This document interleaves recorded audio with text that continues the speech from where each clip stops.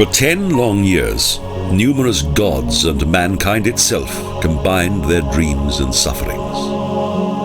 Their pride and their expectations in the creation of the greatest structure of its kind in the ancient world. Gates, windows, columns, arcades, sunbeams, stones, and memories. Who could have ever imagined that here, among the citizens of ancient Rome, the gods would observe battle between gladiators, slaves, and wild animals? Kissed by the sun, a flower whose ancestors blossomed long ago moves in the gentle breeze and orders, "Do not forget the solemnity of all that once took place here." A cloud in the sky covers an astonished eye. For here, in the hot dust of the day, and among countless crumbled inscriptions, if those who come here look closely and without fear, they will witness the birth of a miracle.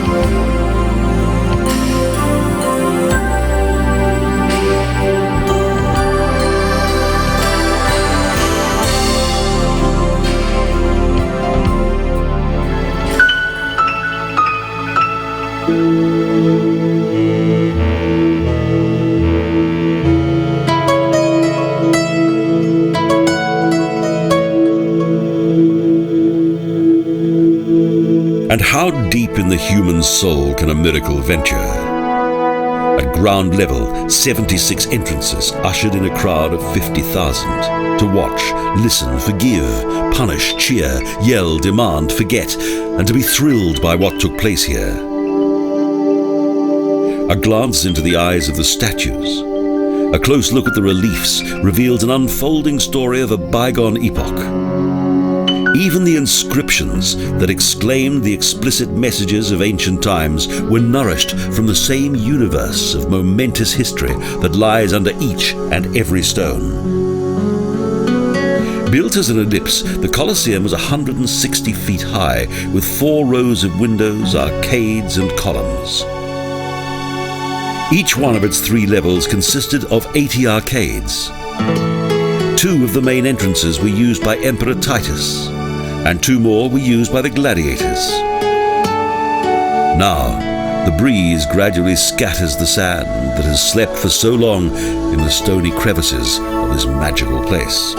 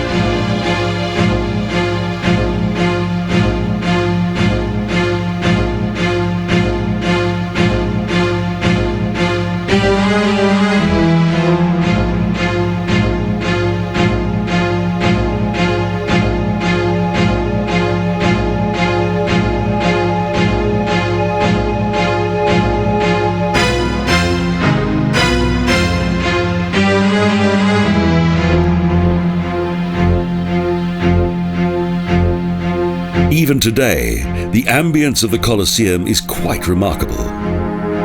And it takes no account of those who have a learned knowledge of its every nook and cranny. How were the Romans able to construct a roof on this massive amphitheater?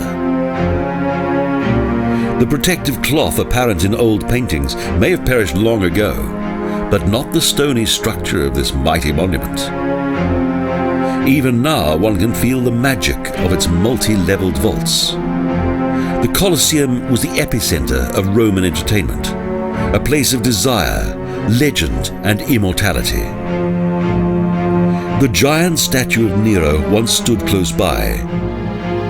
The true name of the Colosseum is the Flavian Amphitheater, a name that is linked to the Flavian dynasty, and also to the names of its emperors, Vespasianus, Titus, and Domitianus. Originally constructed of wood, stone was subsequently used, a long-living material that echoes ancient history. The walls beg you to listen, not only to survey. Listen, and you will hear the tumult of the crowd, their applause, the roaring of wild animals, and the dying moans of courageous gladiators.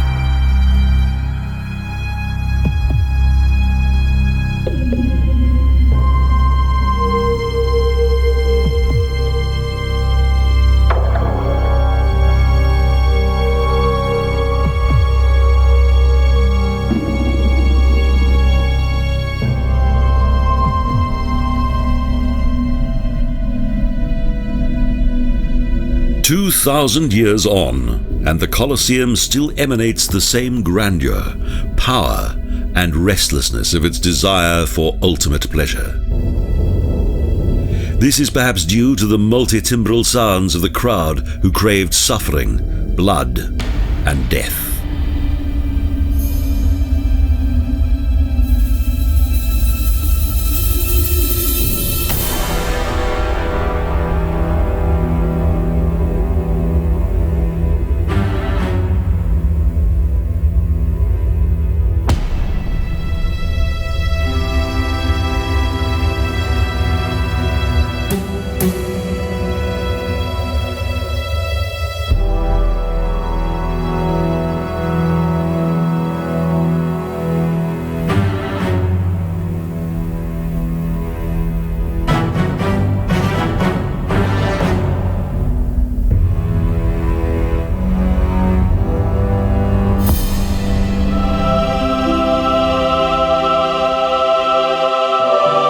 The wooden footbridges that were once located above the underground cells of the gladiators and wild animals no longer exist.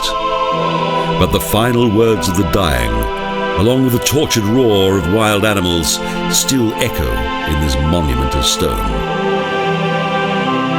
The Roman sunset was as red as the sand of the arena. What kind of beautiful dream could lighten the sleep of those who fell in the quiet that followed such cruel performances?